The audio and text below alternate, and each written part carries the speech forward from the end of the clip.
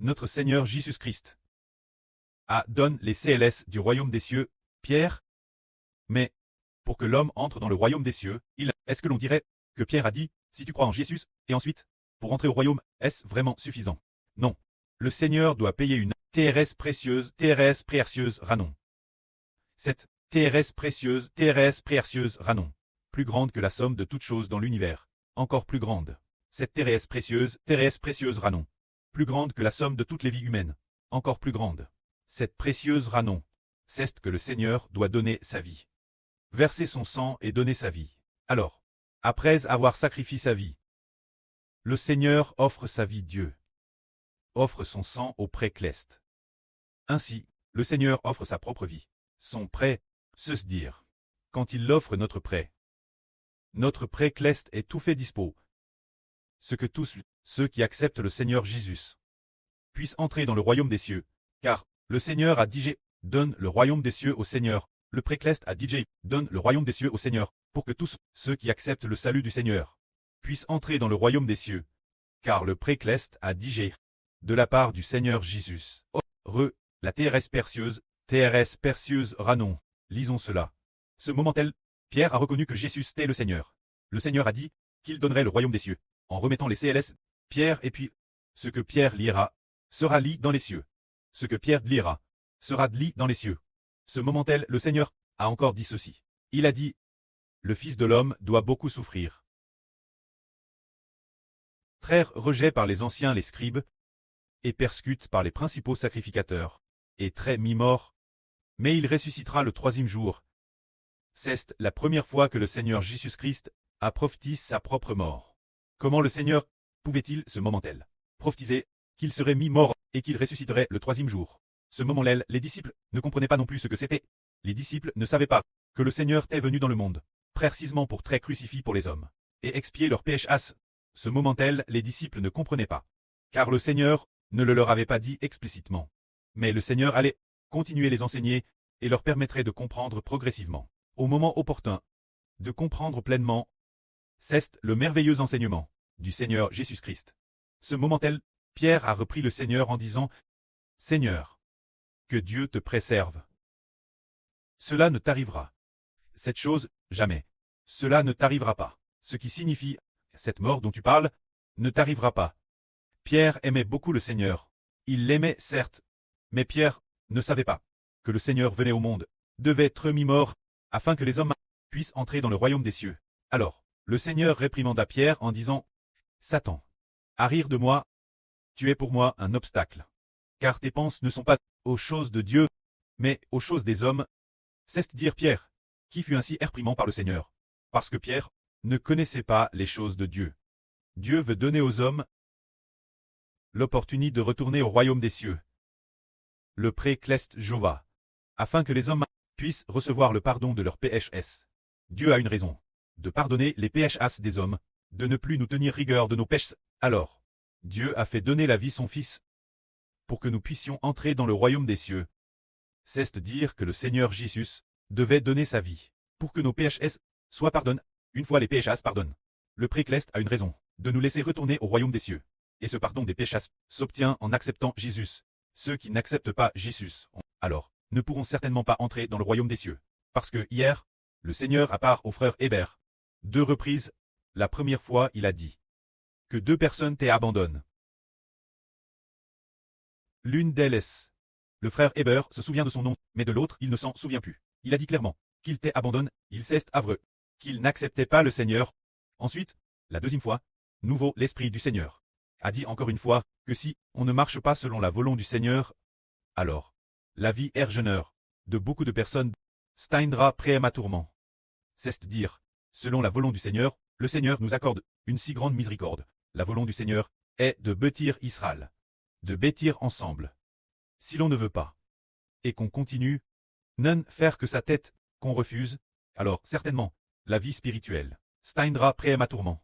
Alors, si la vie spirituelle s'in prématurément, son corps, bien est toujours vivant, mais il n'a plus de vie spirituelle. La vie de l'homme spirituel est morte. Alors cet homme et appelle un mort. Les morts doivent être jugs. Et le jugement signifie être jet dans un tang de feu et de soufre. Les morts, cela veut dire ceux dont la vie spirituelle est morte. C'est cela qu'on appelle les morts. Il y a, dans l'Apocalypse, 2 livres. Le précleste Jova est assis sur son trône de gloire, et alors, il y a 2 livres, l'un d'eux est DJ ouvert, et l'autre s'appelle le livre de vie. Ce livre, qui est ouvert, enregistre précisément les péchés commis par les morts. Eh bien, il enregistre le fait que cette personne ne croit pas. Elle ne croit pas au Seigneur et n'accepte pas le Seigneur, et appelle un mort. Bien, les PHH qu'il a commis, les PHS commis, sont enregistrés dans le livre. Ce livre est ouvert, alors, chacun sera selon ce livre, ce qui y est écrit, juge. Ce livre enregistre les PHH commis par les hommes, mais il enregistre quel genre de personnes ayant commis des péchés. Ceux appellent mort. Les personnes appellent mort tous les PHS qu'elles ont commis. Toutes sortes de péchés, tous les péchés offensant Dieu, sont tous enregistrés dans ce volume. Mais si l'on croit au Seigneur, ce volume n'enregistrera plus les PHH qu'il a commis. Si l'on croit au Seigneur, les PHH qu'il a commis, ce contenu enregistre sera crucifie, déchire, BRL au feu, et ne sera plus pris en compte. Parce que, il n'est plus un mort, il est un vivant. Ceux qui ne croient pas deviendront tous des morts. C'est pourquoi la Bible dit plusieurs reprises que les morts seront jugs. Les morts ici, ce sont les non-croyants.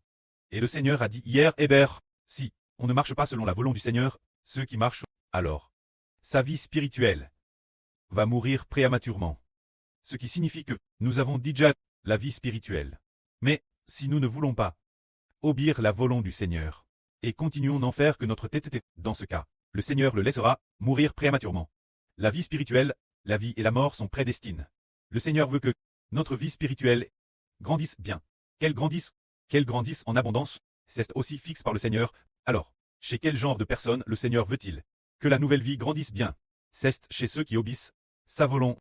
Pour bâtir le royaume d'Israël, nous savons tous que chaque arbre a certains qui poussent vigoureusement, et d'autres arbres qui deviennent terrestres secs, voire meurent.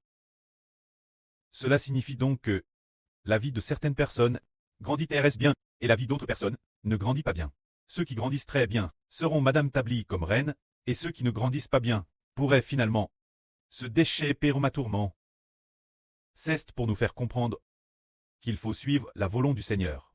C'est le Seigneur Jésus qui nous fait entrer dans le royaume des cieux.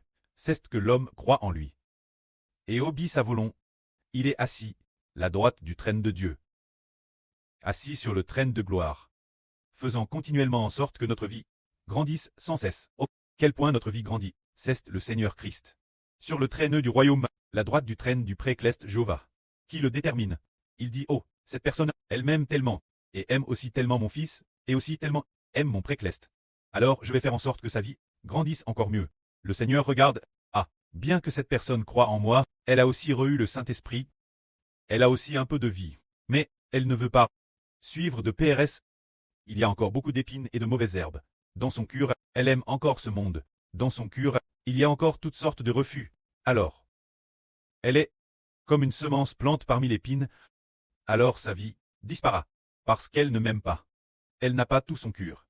Pour m'aimer, elle a aussi aime beaucoup d'autres choses. Ainsi, une telle personne, sa vie spirituelle, le Seigneur dit, meurt prématurément. Alors nous comprenons que notre vie est contenue dans le Seigneur, cache dans le Seigneur Christ. Envers notre Seigneur, il faut obéir et craindre. Obéir et craindre, et l'aimer de toute notre vie. Or, le Seigneur est miséricordieux. Il aura sûrement pitié de nous. Il nous aime. Il aura sûrement pitié de nous. Qui aime-t-il? Ceux qui obéissent, tout comme hier, quand le frère Heber est arrivé la villa, pour rencontrer les frères et sœurs, il a découvert que les frères et sœurs, beaucoup d'entre eux avaient grandi. Pas mal. Il a vu que tous, absolument tous, avaient pratiquement tous grandi. Un groupe de frères et sœurs, waouh, leur vie a comment grandir. Et un groupe de sœurs, ah, comment des sœurs si ordinaires ont pu si bien grandir dans leur vie. Parce que, elles ont une caractéristique. Ne pas soigner juste la mort, suivre de TRS-PRS, c'est peu importe comment le précleste les faonnes, elles le veulent bien. Peu importe comment les frères et sœurs les faonnes, elles le veulent bien, juste pour obtenir la croissance de la vie accordée par le Seigneur Christ. Alors elles sont bénies. Le Seigneur dit, selon la volonté du Seigneur, la vie pourra durer éternellement. Notre vie spirituelle, c'est par le Seigneur, qui nous fait obtenir une si grande bénédiction. Quel point notre vie grandit, tout est déterminé par le Seigneur. Nous devons craindre le Seigneur et le suivre de PRS. Pourquoi cela? C'est lui qui le décide. Pourquoi dis-tu que notre vie, la vie spirituelle, est entièrement décide par le Seigneur? S'éloigner du Seigneur, si nous nous loignons du Seigneur, si nous abandonnons un peu le Seigneur, ou si nous nous loignons un peu de lui, est-ce que cela fonctionne? Non, ce n'est pas possible. Car la vie éternelle, Dieu, le prêt la donne au Seigneur. Le prêt éternel a donne la vie éternelle. Son Fils, donne la vie au prêt. Et le prêt obtient le Fils, et obtient toutes choses. Il obtient le Fils, et toutes choses sont dans le Fils. Alors le Fils obéit au prêt. Et le prêt met la vie éternelle dans le Seigneur. Ainsi, celui qui le Seigneur veut faire grandir sa vie jusqu'à un certain point. Tout cela est entièrement décidé par le Seigneur. Il a DJ le contrôle sur la mort et le jour des morts. Ainsi, nous comprenons qu'il faut aimer le Seigneur de près. Racontons un beau témoignage. Ce témoignage, c'est pour que nos frères et sœurs comprennent que, actuellement l'Esprit du Seigneur, l'Esprit du prêt sont tous dans le frère Hébert. Il y a peu de temps, la sœur Ola est aussi venue ici. Et puis, le Madame Jour, le prêt a fait rêver la sœur Jaouane. De chats, de petits chatons. Et a aussi fait dire au frère Hébert, au sujet de la sœur Jaouane. C'est dire que d'abord, c'était Hébert. Hébert a dit ainsi par le Saint-Esprit. Et quand la sœur Jaouane, en priant, on devrait prier davantage pour les personnes sauves. Mais la sœur Jaouane s'est mise aimer les petits chatons. Alors, elle a été réprimande par le Seigneur. Comment peux-tu prier pour des petits chatons? Tu devrais prier pour les personnes sauves. Alors, le Seigneur la réprimande dans son esprit. Et puis, le prêtre lui-même a fait faire un RVE la sœur Jaouane. Elle a hervé qu'une dizaine de frères et sœurs avaient chacun leur propre petit chaton qu'ils levaient. Et puis, tout le monde était mécontent. Alors, plus personne n'en levait. Puis, la fin, la sœur Jaouane a dit 5 phrases herptes. Une phrase, répétée 5 fois, disant « Frère Hébert, je t'aime. Frère Hébert, je t'aime. » Elle continuait, répéter cela ainsi. Tout en parlant, elle cesse herveille. Cela signifie que le Seigneur habite digé dans le frère Hébert. L'Esprit du Seigneur, l'Esprit du Précleste, est tout entier dans le frère Hébert. Se dire que le Seigneur a dit, selon la volonté du Précleste, selon la volonté du Seigneur Jésus-Christ, marcher dans la vie spirituelle, pour ne pas prier mi-chemin, ce qui signifie, selon la volonté du Seigneur, c'est d'obéir au frère Hébert, pour bâtir ensemble Israël, l'avenir le Seigneur sur le trône. Le fils du Précleste, le prêtre du frère Hébert, assis sur le trône de gloire. Alors selon cette personne est venue bâtir avec moi le royaume de mon fils, cette personne elle aussi. Je ferai en sorte qu'elle soit établie dans la dignité, et puis qu'elle aime tant le fils, c'est qu'elle m'aime. Car, le Seigneur a aussi dit, là sur Ruth, si le Précleste et le Seigneur vous manquent, alors rendez visite au frère Hébert. Car voir le frère Hébert, c'est voir le Précleste, et voir aussi le Seigneur. Comment cela se fait-il? L'apparence est clairement l'apparence du frère Hébert. Comment se fait-il qu'en voyant le frère Hébert, on voit le Précleste et le Seigneur? C'est l'esprit du Précleste et du Seigneur, qui est dans le frère Hébert. C'est pourquoi, entendre la voix du frère Hébert, voir le frère Hébert, c'est tout comme voir le Précleste, ainsi, c'est aussi comme voir le Seigneur, ainsi, ceux qui bâtissent ensemble seront bénis. Alors, plus tard, nous avons compris, Ken Ralit. Le cure entier doit marcher ensemble. Ainsi, ils sont établis dans la noblesse. C'est ce que le Seigneur Jésus a dit. Le royaume des cieux s'obtient en croyant au Seigneur. Mais, le Seigneur doit donner sa vie. Plus tard, le frère Hébert a aussi donné sa vie, afin que les gens puissent entrer pleinement dans le royaume des cieux. Obtenir un tiers de l'humanité. Que la gloire soit rendue au prêtre et au Seigneur. Amen.